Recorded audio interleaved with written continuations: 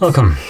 In front of me I have an iPhone 12 mini, and today I'll go over unboxing along with an overview of the device. So starting right off, box that it comes in, well, it's fairly small, but that's because there is no charger, which is a little bit of a shame. Now, normally I wouldn't consider that being a bad thing, but because I don't think iPhone ever came with a Type-C charger, but I might be completely wrong. I never really dabbled in the iPhone phones, but that being said, it does come with a charging cable, so that's a Lightning to a Type-C. And yeah, like I said, I don't think iPhones had a Type-C charger, and if that is the case, then I'm not really sure why they include a Type-C charger, because that literally forces you to buy their charger that they apparently you apparently don't need. Now, assuming you've never actually used an iPhone, you most likely won't have a charger for it either, so that's a little bit of a shame. Now, outside of the cable and the phone in the box, you also have well, paperwork. So we got this is a red version obviously, so we got the product red marking right here, some eject tool, and a couple additional things as you can see. So nothing really special here. We do have a sticker if you're interested in that. So let's just drop it back in. If I can actually, come on, go in there. There we go. So let's just actually put that back in here because there's literally nothing else in the box. And let's get to this now. I will mention that the phone is set up, which you can probably see through the casing a little bit. So let's just go through this majestic opening or peeling. I'm just gonna close this. And from here we get the phone itself. Now, like I said, I already did set it up, so I don't actually have to go through it right now, just so you can actually get a good look at how it actually looks like. So starting off, we have the display, obviously. It's a fairly small display, 5.4 inches, so one of the smallest I have seen this year, or this several years actually. But honestly, I don't really mind it. It does feel super small. If I compare it to, for instance, my phone that I use on a daily basis, this is the Mate 20 Pro, so fairly old device, which I consider to be, in a way, a normal size, at least for my personal taste. There you go, so you can literally see the difference in the size of these. It's just gets dwarfed basically. But like I said, I don't really mind it. The aesthetic of the device fits, I think, better with the smaller phone. So as you've seen, the edges are sharp. They are not rounded, like for instance the 10 series was. Some people don't really like it. I personally do, and I like it even more on the smaller device. It does, at least for me, lay really nicely in the hand. Now, I know that this might not be the look or feel that everybody will enjoy, but I personally do. Now, also on the back, as you've seen before, this is the product red version, and I do have to point out all the iPhones, at least the two colors that I've seen, which is the gold. Quickly, maybe take it out of the box. So let me do that just so you can see. Because the gold and the red aren't necessarily that goldish or reddish. So this is supposed to be gold. It can barely distinguish it from actually white table in the background. But if you move it to the side, you can see the gold sides of it. So these are fairly gold. But outside of that, the actual back, it's really faded. There's no other way to say it. Like, this feels like a really washed out color. If it would get any more washed out, I would consider this to be white almost, or like really milky coffee. And same goes for the red. So this is not very visible on the camera, but in person, the back of it is a bit more approaching like a almost pinkish color rather than red, not really, or more of a washed out red. If you compare it to the sides are really saturated red, while this is not. And it is a little bit visible at like angles. For instance, I think like right about now, this is kind of the color that I see all the time. But if you kind of flip it towards the shadow, it becomes a little bit more reddish, which is not the case for me. But other than that, the colors look the same over on every version of the phone. So the 12 Pro, normal one, mini, max, they all have the same color schemes, and it just doesn't change. So if, for instance, you have the mini and you don't like the product red version of it, because as we've already seen before, the previous product red color was actually red. It was like the sides. This one is not like it. So if you don't like it, I guess then probably the color isn't for you, because all of them will have the same color here. And moving on with the display. So like I said, this is a 5.4 inch display. This is a 1080 by 2400 display. So it's actually not 24, what am I saying? It's 2340. I got it. So this is not necessarily the densest display, or it could be higher, but because this is a really tiny device, like this is super small, the pixel count on here is going to be really high. So pixels per inch come to be 476, which is one of the highest I have seen this year for a majority of the devices, because manufacturers stopped trying to push the super high resolutions right here. So right now standard is basically 1080p, which this phone comes with, but because of its super small size, it is really dense. Now moving on with the display, it's a XDR OLED certified HDR10 with a 625 nits up to 1200 nits display, so it gets really bright if it needs to. And now unfortunately it does not have any kind of super high refresh rate. It just comes with a 60, which I consider to be a real shame, especially for the device that comes around, what is it, 700 euros. I wouldn't consider this to be a very feasible trade-off. It's a small device with already cut out, for instance, cameras.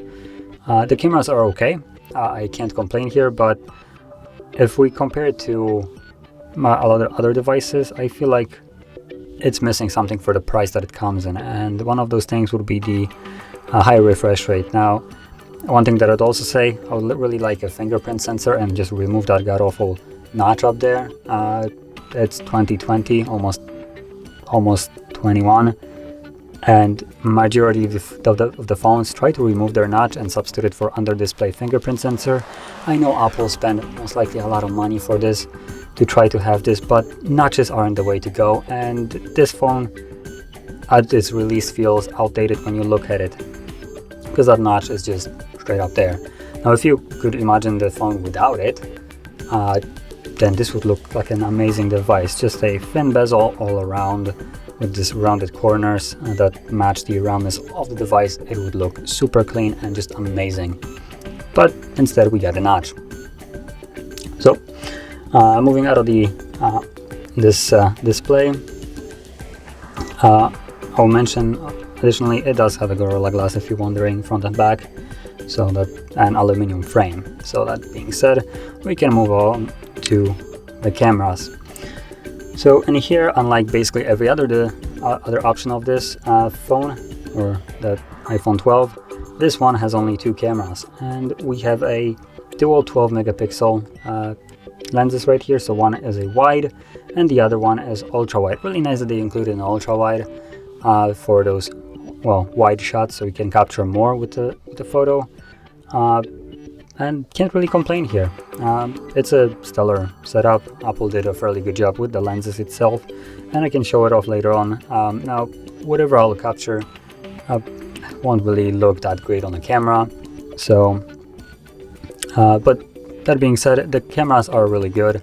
So even though they're 12 megapixel, Apple did a really good job of like optimizing those 12 megapixels, and in certain cases I would say it outperforms some like Chinese phones that pack 100 and something megapixels. Now obviously if you zoom in you will lose some of that detail, but the overall quality of the photos and the way it deals with shadows and just exposure and stuff like that is one of the better ones, obviously rivaling with Samsung and Huawei.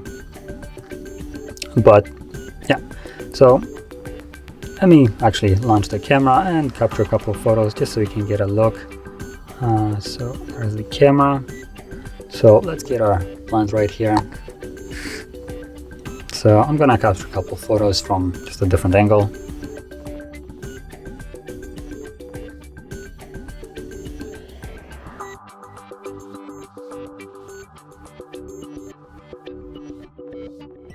I'm gonna try to maybe get it against the light, even though this is not gonna be really anything special.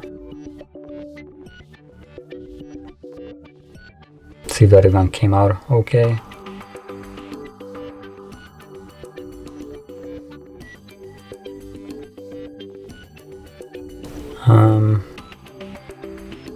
Okay, so hopefully this will be visible. So this is the photo that it came with. Now it might seem, looking right here, that it is a little bit dark. From the perspective that I was shooting it, it is very close to how I see it. And obviously I can see just the detail in here.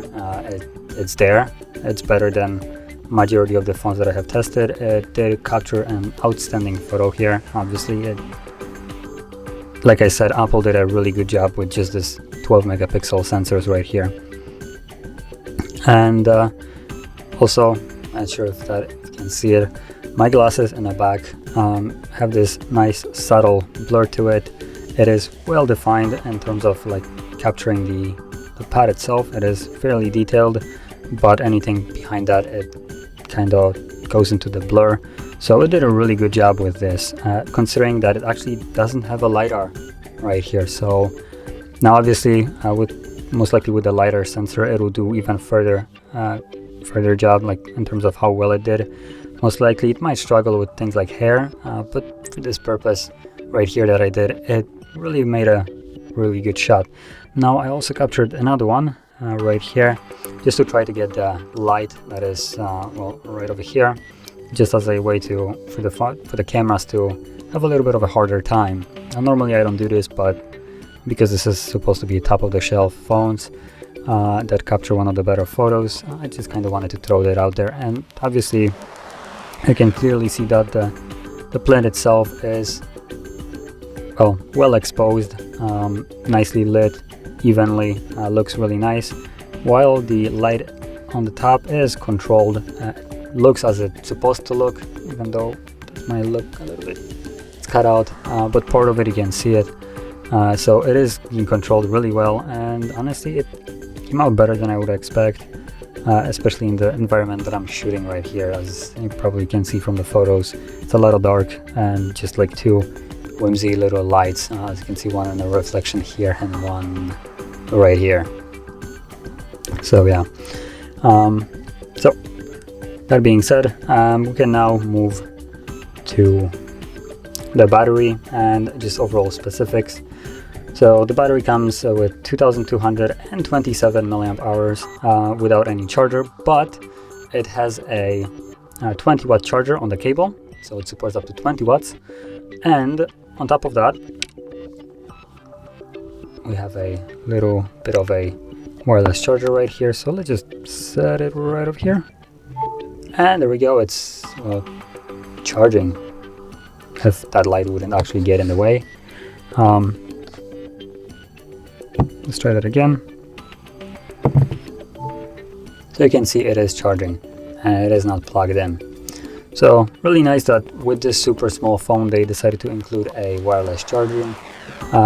And I will also mention that this phone has a, I believe, 12 watt wireless charging, while every other phone, so the 12 Pro Max do come with a 15, so a little bit faster wireless charging on the bigger versions, but it's still super nice that they included it in this one.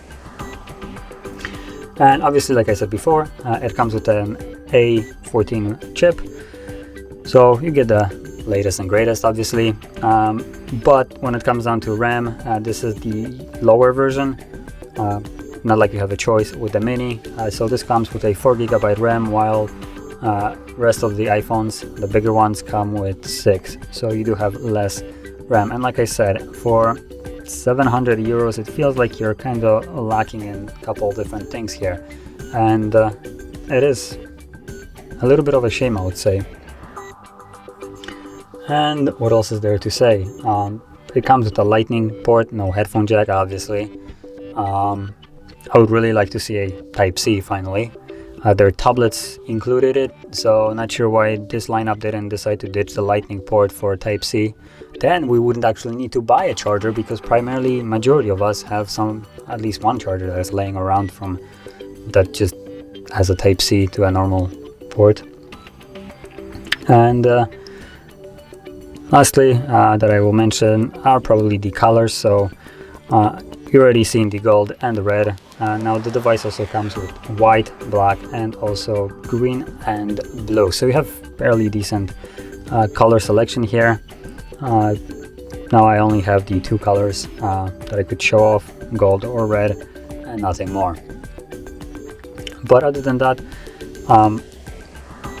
for the price, I don't know if this device is worth. I would probably like to drop a little bit more if I would be going straight for the iPhone and get a bigger one, even though I just love this form factor. It is super small. This device is just pocketable, outside of like every other device that has come out this year or a couple years back. This is one of the smallest ones, and I don't consider this to be a bad thing. I really like to see a powerful but small devices, and this is one of them. But it does have, like I said, just a little bit of a downdraws right here, like with the cameras being having only 2, considering the bigger option or the bigger phones have 3, along with a LiDAR. This is not 1. Even inclusion of LiDAR would have been nice, which, like I said, it's kind of sad that they didn't. And just overall downgrades from just a bigger brother. I feel like they didn't really care about this device that much, in my opinion. I'm not including things like the battery, because obviously it's a smaller phone, so it's going to have a smaller battery, but wireless charging instead of 15, it's at 12. That's 1. So not sure why. And honestly, at the end of the day, if you're in the Apple ecosystem, you're probably gonna get this phone, because obviously everything with Apple works better. The bigger you have the ecosystem, the better everything works. But if you're just doubling into the Apple, I don't know if it is that much that great of an idea. I personally wouldn't do it. I do like this device because of its form factor, but that's primarily everything that I like about it. I don't like the notch. I don't like the limited software on here, and just I don't know what else to say. I just honestly, I'm not big of a fan of Apple, and I guess this probably is defined here in the overview that I did give of the phone itself. Even though I low-key like this phone, I wouldn't get it because it's an Apple, and it's missing key components that I'm kind of used to already over the years of using Android. So that being said, if you're in the Apple ecosystem, you're most likely gonna get this phone, and honestly, I wouldn't even try to say otherwise, because it is gonna work way better with Apple ecosystem. If this is the only device you have, you're gonna lose a lot of usability with different devices. So that's kind of why I'm saying it's maybe not very worth it if this is your first phone or first Apple product. But outside of that, it is a decent device. It is super powerful. It does capture really good photos, and not much more to say. The price tag, in my opinion, should have been a little bit lower. For 700 euros, this is a little bit overpriced. But other than that, I don't really have anything bad to say about it. It is by all means a good device. And that being said, I'm gonna finish the video here. So if you found this helpful, don't forget to hit like, subscribe, and thanks for watching.